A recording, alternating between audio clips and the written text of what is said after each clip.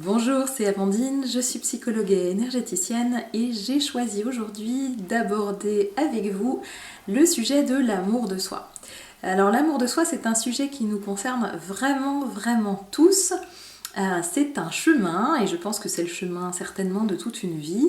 Alors certaines personnes sont peut-être plus avancées que d'autres sur ce chemin-là, mais il n'en reste pas moins qu'on est tous concernés et que c'est un travail auquel nous avons à prêter attention pendant tout notre parcours de vie.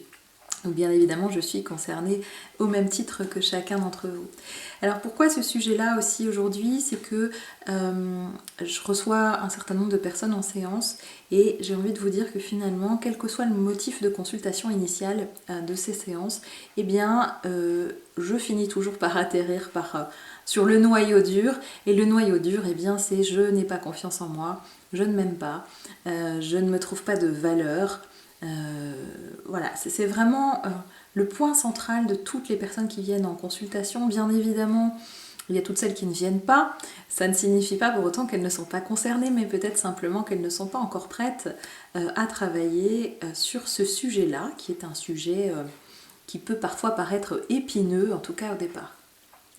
Voilà, alors pourquoi est-ce qu'on est tous concernés? Alors quand je vous dis qu'on est tous concernés, bien évidemment les personnes qui ont l'air sûres d'elles comme ça, vous voyez, les personnes qui semblent être dans une confiance absolue, etc., sont bien souvent, et contrairement à ce que l'on pourrait penser, les personnes qui sont les plus touchées entre guillemets, dans leur estime d'elles-mêmes, dans ce défaut, cette carence d'amour vis-à-vis d'elles-mêmes, en dépit de la vitrine, de la présentation et des apparences qu'on peut observer. Alors pourquoi est-ce qu'on est tous touchés? Eh bien c'est assez simple, ça commence quand on est petit. Quand on est tout petit, on reçoit de l'amour de nos parents, dans le meilleur des cas en tout cas, ou en tout cas on reçoit de l'amour de nos proches, des instituteurs, des personnes qui nous côtoient. Et cet amour est toujours conditionnel parce que nous vivons sur Terre l'amour est encore conditionnel. Alors on va essayer de travailler à tout ça. Conditionnel, ça veut dire quoi? Ça veut dire que l'enfant va entendre, je ne dis pas que c'est ce que les parents disent, et d'ailleurs les parents souvent font ce qu'ils peuvent, avec leurs moyens aussi, mais ce que les enfants vont entendre en leur fort intérieur, ça va être « je t'aimerai si ». Je t'aimerai si tu es sage, je t'aimerai si tu ne fais pas de bruit, je t'aimerai à condition que tu réussisses ta vie professionnelle, je t'aimerai si tu fais ce que je souhaite, je t'aimerai si tu viens combler ce que moi je n'ai pas pu faire. Voilà, alors ça n'est évidemment pas dit de cette manière-là, mais c'est ce que l'enfant entend. Et donc nous construisons notre vie dans l'idée de devoir remplir les désirs des autres. Ce qui est complètement illusoire parce que bien évidemment, on ne peut jamais véritablement réussir à combler totalement les désirs des autres. Alors ça induit aussi autre chose, c'est que ça va induire beaucoup de culpabilité, qu'on va se trimballer bien souvent comme un boulet une certaine partie de sa vie, c'est-à-dire que ça va entraîner l'idée que je ne suis pas à la hauteur, je ne suis pas suffisant, je ne suis pas comme il faut, je suis moins bien que, ça va entraîner aussi des idées de comparaison avec les autres. Or là aussi c'est une illusion, c'est-à-dire que la seule comparaison valable, c'est la comparaison de soi avec soi-même. Comment j'étais il y a 2 jours, comment j'étais il y a 2 ans et comment je suis aujourd'hui. C'est une illusion de se comparer aux autres dans la mesure où nous avons tous une teinte vibratoire, une teinte énergétique, une essence propre qui est différente. Donc les talents du voisin ne vont pas être mes talents. Donc la comparaison est absolument inutile. En revanche, comment je me compare, quelle est la personne que je suis aujourd'hui, comment est-ce que j'estime que j'ai progressé, si je reviens en arrière et si je vois, si j'observe ce que je suis aujourd'hui, est-ce que je suis satisfaite de ce chemin parcouru ou pas, qu'est-ce qu'il y aurait à changer ou pas. Voilà. Donc on est vraiment tous dans le même bateau par rapport à cette question de l'amour de soi qui est vraiment au cœur, je pense, de nos parcours à chacun. Et c'est pour ça que j'avais envie d'aborder ça avec vous aujourd'hui pour essayer de vous donner quelques pistes de compréhension et puis quelques pistes aussi de guérison, pourquoi pas, parce que je pense que c'est un chemin qui est nécessaire, ce chemin de revenir à cet amour que l'on ne se donne pas assez. Alors l'amour de soi, c'est quoi? Bien évidemment, ça va être le respect de soi. Et quand on dit respect de soi, ça veut dire qu'on va être amené à devoir poser des limites. Ça veut dire aussi qu'on va être amené à devoir s'écouter. et s'écouter en profondeur, c'est-à-dire pas ce que je pense que je veux, mais plutôt ce que je veux. Vous voyez, il y a encore un niveau différent. C'est-à-dire que comme on s'est construit dans cette façade, dans cette illusion de devoir combler l'autre, eh bien souvent on n'est même plus à l'écoute de soi, on ne sait plus ce dont on a réellement envie ou pas, et c'est comme ça que on peut arriver à un certain âge en se disant mais je ne me connais pas, je n'ai pas de passion, je n'ai pas de goût, il n'y a rien que j'aime faire, je me sens creux et je me sens vide. Là aussi, c'est une illusion. En réalité, on n'est pas creux, on n'est pas vide. C'est juste que quand on a passé toute sa vie à donner et à remplir l'autre, à être dans une position de sacrifice et de don de soi, eh bien, on a orienté toute notre énergie vers les autres. On a oublié d'orienter notre énergie à l'intérieur de nous.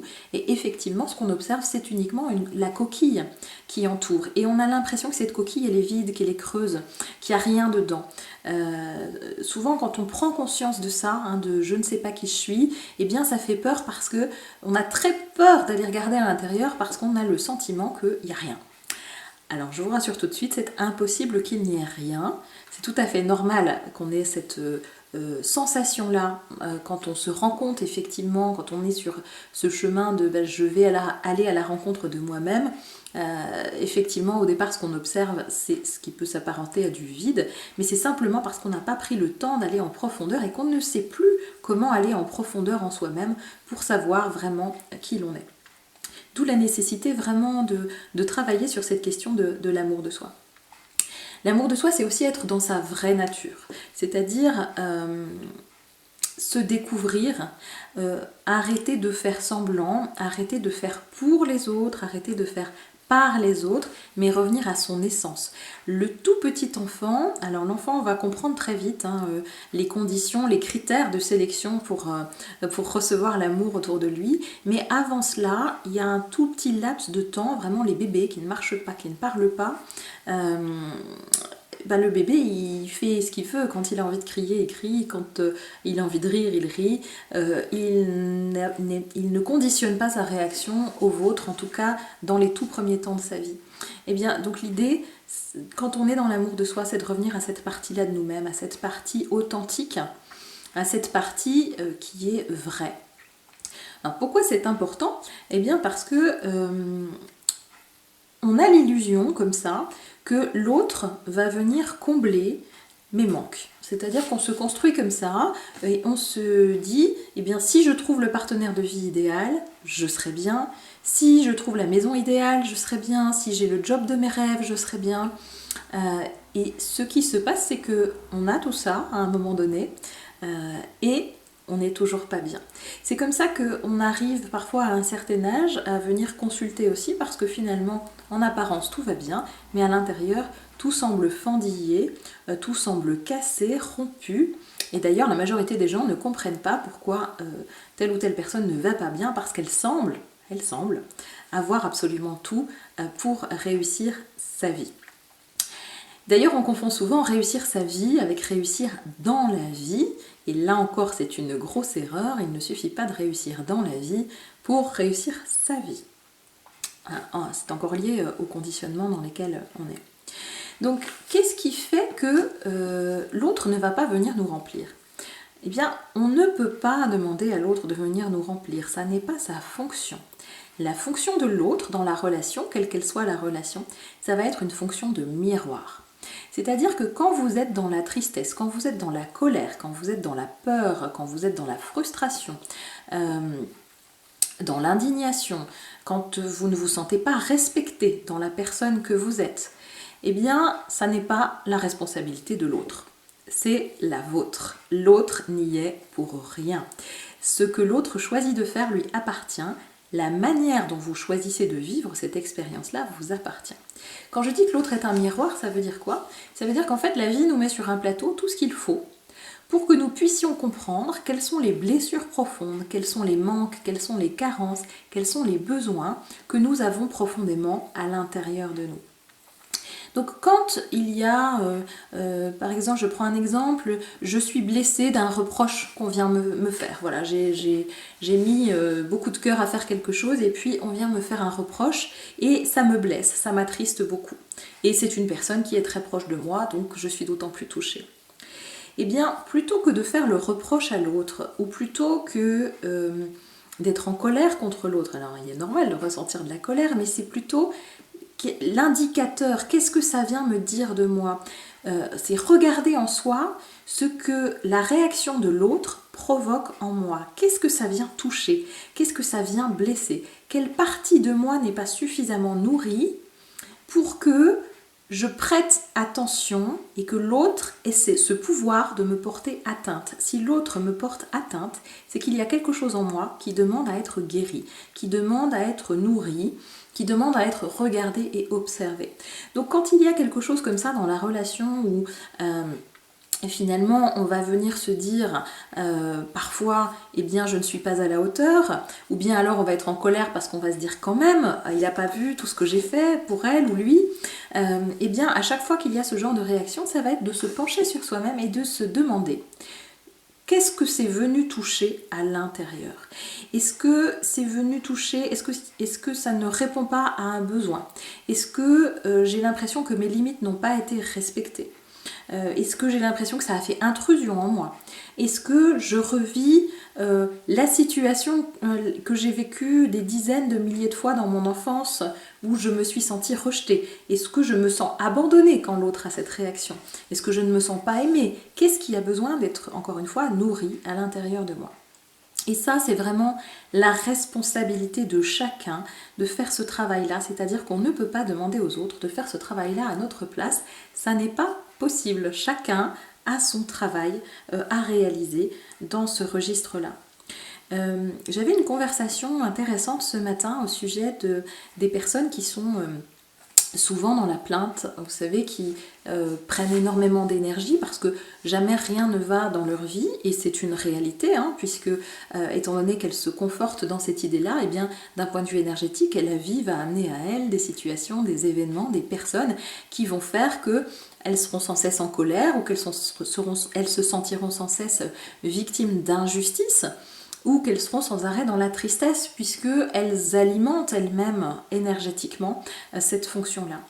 Donc ce sont des personnes qui effectivement prennent énormément d'énergie, et j'avais cette discussion où finalement, qu'est-ce qu'on fait quand on a affaire à une personne comme ça? Comment est-ce qu'on peut ou pas poser des limites? Est-ce qu'on s'autorise à poser des limites ou non? Et la réalité, c'est que ces personnes-là n'attendent pas d'aide de vous. Absolument pas, ces personnes-là ne sont pas dans une dynamique de changement. Ce qu'elles attendent de vous, c'est une bonne oreille, toujours disponible, qui valide la fatalité de leur existence, la fatalité de ce qui se passe pour elles. Donc vous aurez beau écouter, vous aurez beau essayer de trouver des solutions, ça ne répondra pas à leurs demandes, donc ça ne servira jamais à rien et vous allez vous épuiser. Donc la question, c'est comment je peux dire à l'autre stop. Est-ce que je ne vais pas blesser l'autre? Parce qu'évidemment, souvent, ce sont des personnes qui sont proches de nous, hein, de la famille ou de l'entourage. Sinon, si ce ne sont pas des personnes qui comptent, on n'y passe pas autant de temps. Donc c'est, est-ce que je me sacrifie pour l'autre ou est-ce que je pose des limites? Mais si je pose des limites, je vais blesser l'autre, je vais lui faire mal et je ne veux pas blesser l'autre. En réalité, c'est un peu un leurre. La seule personne qu'on a véritablement peur de blesser, c'est soi-même. C'est-à-dire qu'on a peur que l'autre ne nous aime plus à la hauteur de ce qu'on aimerait, on a peur de perdre l'image de marque, entre guillemets, qu'on avait auprès de l'autre, et on est toujours dans ce désir d'être aimé, et parfois on peut donner de soi beaucoup plus que ce qu'on a à l'intérieur pour répondre à ce désir-là. Vous savez, le don gratuit, quand on n'est pas dans l'amour de soi véritable, le don gratuit n'existe pas. C'est-à-dire que c'est souvent tronqué par le fait que j'attends en retour de l'autre quelque chose. J'attends de l'amour, j'attends... Alors l'amour, il va se manifester comment? Il peut se manifester comment? Simplement par un merci. J'attends que l'autre me remercie. J'attends que l'autre me trouve sympa. J'attends que l'autre pense de moi que je suis quelqu'un de bien. Il y a toujours ce petit quelque chose en trame de fond qui vient tronquer les relations. Donc si, pour reprendre cet exemple, si vous ne posez pas de limites, vous continuez à être dans le sacrifice de vous-même, et donc ce que vous donnez n'est pas juste, vous n'êtes pas dans la justesse. Pourquoi? Parce que les énergies dans lesquelles vous êtes ne sont pas les énergies du cœur, c'est l'énergie du sacrifice, c'est une énergie lourde, plombante. Donc ce que vous donnez, vous ne le donnez pas véritablement, vous êtes quelque part dans la fausseté, hein. Alors sans jugement de valeur, simplement vous ne donnez pas complètement avec votre cœur, vous n'en avez pas envie, c'est une obligation, et donc vous êtes dans cette énergie de l'obligation, vous n'êtes pas dans l'énergie de votre cœur, donc vous n'êtes pas ni dans l'amour de vous, ni dans l'amour de l'autre. Parce que qu'est-ce qui se passe quand on dit stop à quelqu'un, quand on pose ses limites? Est-ce qu'on risque de le blesser? Alors, vous êtes responsable de la manière dont vous dites les choses. Vous devez les dire dans la mesure du possible avec amour et avec respect. En aucun cas, vous n'êtes responsable de la manière dont l'autre reçoit les choses. Ça lui appartient complètement. Et si il ou elle décide de mal vivre ce que vous lui avez dit, alors ça lui appartient. Quelque part, c'est vraiment être dans une posture de toute puissance que de penser que nous avons réellement l'impact de pouvoir réguler les émotions de l'autre, hein. C'est se donner beaucoup de pouvoir finalement quelque part, que de penser que ce qu'on va pouvoir dire ou faire va avoir une influence directe sur l'autre. Non, tout ce que nous avons à faire, c'est à être en accord et en justesse le plus possible avec nous-mêmes. Alors pourquoi? Parce que ça va aider l'autre. Si vous continuez à être dans ce discours, à écouter les plaintes, etc., à ne pas prendre votre place, à ne pas vous positionner, eh bien l'autre n'a aucune raison de changer. Il va continuer également dans la même énergie et vous allez être l'un et l'autre comme ça dans un cercle vicieux sans fin. Tandis que si vous vous positionnez bien sûr dans l'amour, dans la compassion, dans le respect, eh bien alors appartiendra à l'autre effectivement de savoir si il prend en considération ce que vous lui dites ou non. Et s'il prend en considération, alors vous lui permettez à lui aussi de se réajuster, vous lui permettez à lui aussi de changer quelque chose et donc d'évoluer. Et donc s'aimer soi-même, se respecter, poser des limites, ça permet aussi de faire grandir l'autre. Voilà, ça permet de grandir ensemble, à la condition bien évidemment que l'autre le souhaite aussi. Si l'autre ne le souhaite pas, alors vous aurez grandi. Et libre à l'autre, et là c'est la question du libre arbitre, libre à l'autre de faire son chemin ou pas s'il n'en a pas envie par rapport à ça. Mais vous aurez été dans la justesse vis-à-vis de vous-même et dans ce remplissage, vous savez, cette vitrine qui pouvait sembler vide, eh bien vous allez au fur et à mesure pouvoir la remplir. Alors, est-ce que... alors je regarde un petit peu ce que j'avais noté pour ne rien oublier de vous dire. Oui, c'est ça, en vous choisissant vous choisissez l'autre aussi finalement. C'est-à-dire que vraiment vous lui permettez cette évolution, vous permettez cette évolution et c'est vraiment l'invitation que nous avons chacun. C'est-à-dire qu'on n'est pas dans l'amour de soi, on n'est pas dans un registre égoïste. On est dans un registre de respect et de compassion vis-à-vis de soi-même et donc vis-à-vis des autres. Voilà, et ça c'est vraiment extrêmement important de comprendre ça. On a été éduqué bien souvent dans l'idée que penser à soi c'était mal, hein, avec un jugement de valeur comme ça. En réalité, quand on pense à soi, on nourrit l'autre. Mais d'abord, on se nourrit soi-même. C'est vraiment ce constat-là, cette acceptation-là qui est nécessaire quand on veut commencer ce chemin-là. Alors vous allez me dire, oui, alors c'est bien joli tout ça, mais comment on fait concrètement?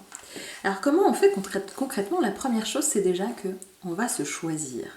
On va décider un jour de commencer à faire de soi sa priorité. On va décider un jour de commencer à faire de soi la personne la plus importante de notre vie. Ça ne peut passer que par là, c'est-à-dire par une prise de conscience de comment je suis dans l'erreur vis-à-vis de moi-même et comment j'induis l'autre en erreur vis-à-vis de moi-même quand je ne suis pas en amour pour moi. Pourquoi j'induis l'autre en erreur? Eh bien parce que finalement je suis aimée pour ce que je ne suis pas Donc quelque part, c'est tromper aussi. Donc l'idée, c'est de pouvoir se réajuster. Alors bien évidemment que ça crée des peurs, bien évidemment que ça crée des réactions de la part des autres. Mais ces réactions, elles vont être positives pour l'un comme pour l'autre. Les chemins qui doivent se séparer se séparent, les chemins qui doivent se poursuivre, se poursuivent. Alors ça fait toujours peur de perdre certaines choses. Et vous allez voir que quand vous faites de la place en vous-même, eh bien vous faites de la place aussi pour d'autres belles choses qui vont vous arriver. Donc comment on fait? On se choisit d'abord. On a cette prise de conscience que non, je ne suis pas égoïste si je me choisis. Je permets à l'autre de vivre ce qu'il a à vivre et je ne me considère pas comme ayant du pouvoir sur l'autre. Voilà. Je prends conscience que le seul pouvoir que j'ai, il est sur moi-même. Et j'arrête de faire semblant parce que je suis mal dans ma vie quand je fais semblant. Ça, c'est la première chose. La deuxième chose, ça va être observer ses pensées. Vous savez, toutes les pensées de jugement qu'on peut avoir, toutes les comparaisons qu'on peut faire vis-à-vis des autres, mais déjà vis-à-vis de soi-même. Voilà, je suis nulle, je sais rien faire, je suis pas à la hauteur, je me déteste quand je suis en colère, je ne corresponds pas. En fait, tout ça, ça vient dire quoi? Ça veut dire je ne corresponds pas à l'idéal que j'ai de moi-même. Un idéal est fait pour être idéal, c'est-à-dire qu'il n'a pas de réalité matérielle concrète. Donc c'est aussi pouvoir accepter ça. Pouvoir observer toutes ces pensées qui viennent et qui nous traversent et pouvoir prendre un peu de distance avec elles en entendant ce discours-là qui va venir comme une rengaine et en pouvant peut-être faire un peu d'autodérision, c'est-à-dire de vous dire « Ah ben voilà, ça revient, ça y est, je suis encore en train de me flageller, je sors le fouet, je ne me trouve pas bien, je ne me trouve pas comme il faut. » Donc ça va déjà être pouvoir observer tout ça, observer ce discours permanent que nous pouvons avoir à l'égard de nous-mêmes. Je dis souvent, observez les gens qui sont autour de vous et voyez quel degré de compassion vous pouvez avoir pour eux, les gens que vous aimez, bien sûr. Et bien souvent, vous avez beaucoup plus de compassion pour les autres que pour vous-même. Qu'est-ce qu'on peut être dur et injuste vis-à-vis de soi-même? C'est-à-dire que quand votre conjoint, je sais pas moi, vous vous disputez, il y a une dispute et puis il y a beaucoup de colère l'un contre l'autre, au bout d'un moment, cette colère finit par passer et vous retrouvez une relation d'amour. En revanche, si vous mettez en colère, combien de temps vous allez être en colère contre vous-même d'avoir été en colère? Combien de temps vous allez vous dire que vous n'êtes pas aimable au sens de je ne peux pas être aimé? Vous voyez à quel point on peut être jugeant et à quel point on peut être dur vis-à-vis de soi. Donc c'est toute cette dureté qui demande à être vue et assouplie. Il n'y a aucune raison pour que vous ayez moins de compassion pour vous-même que pour les autres. Voilà. Ça, c'est un autre point.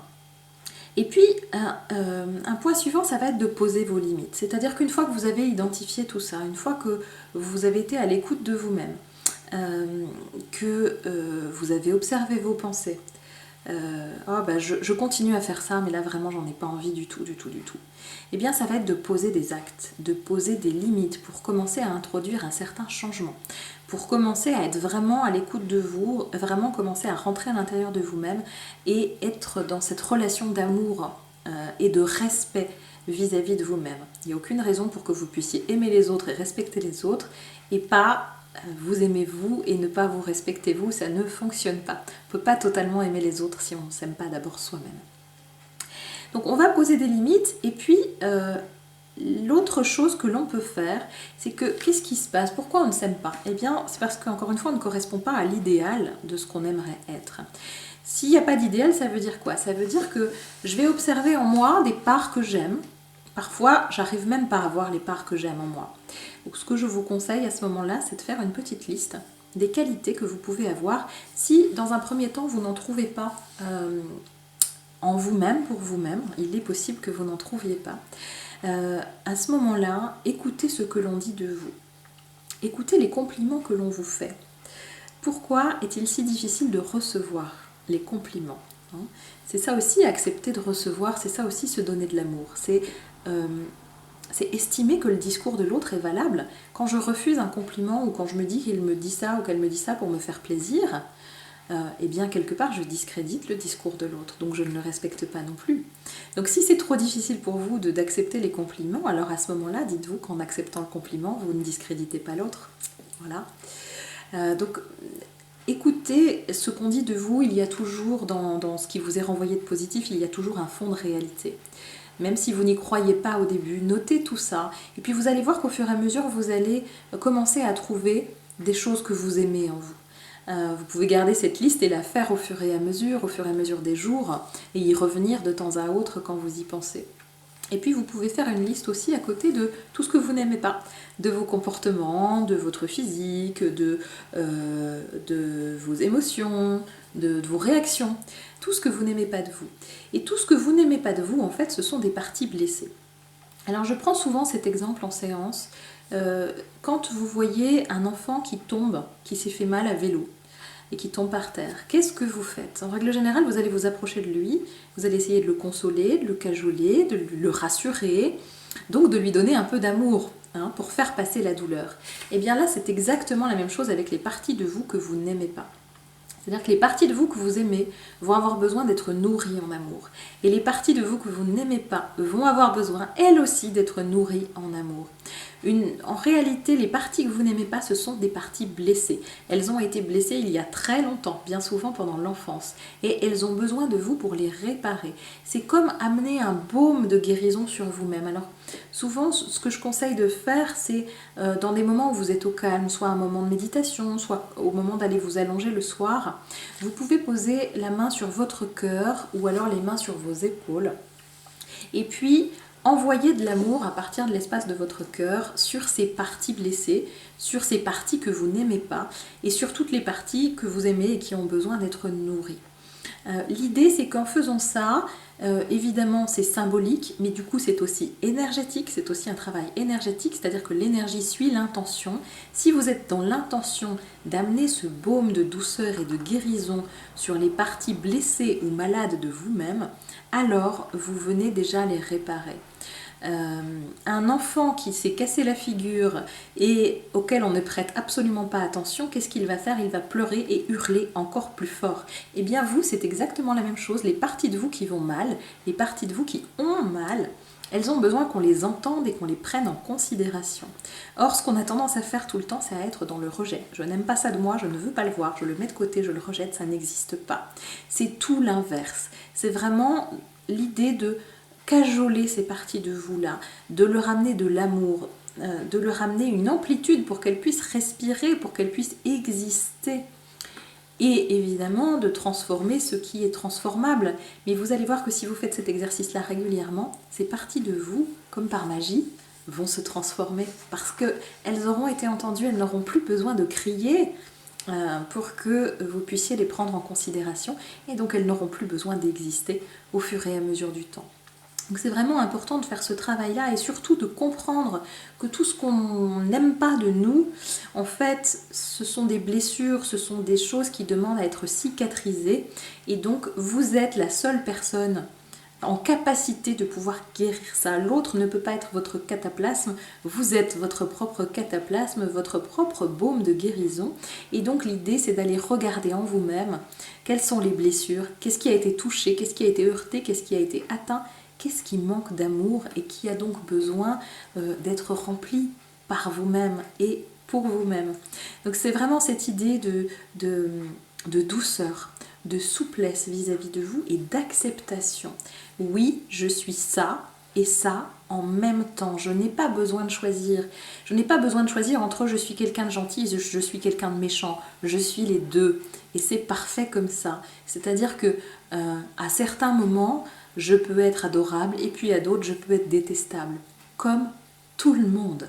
Et donc c'est cette part d'acceptation, ces différentes dimensions qui coexistent et qui cohabitent ensemble et qui viennent vraiment s'entrelacer comme les doigts de la main qui ne font qu'un. Et quand vous aurez accepté ça, alors il deviendra de plus en plus facile de vous aimer, de vous respecter et puis de poser des limites. Et vous allez voir qu'en vous aimant plus, en vous aimant mieux, vous allez aimer plus les autres et vous allez les aimer beaucoup mieux parce que la façon dont vous allez les aimer va partir de votre cœur et va être rempli d'une énergie qui sera d'une qualité beaucoup plus riche que celle que vous aviez avant. Donc je vous souhaite vraiment de vous rencontrer vous-même et je vous souhaite de devenir votre plus belle rencontre. À bientôt.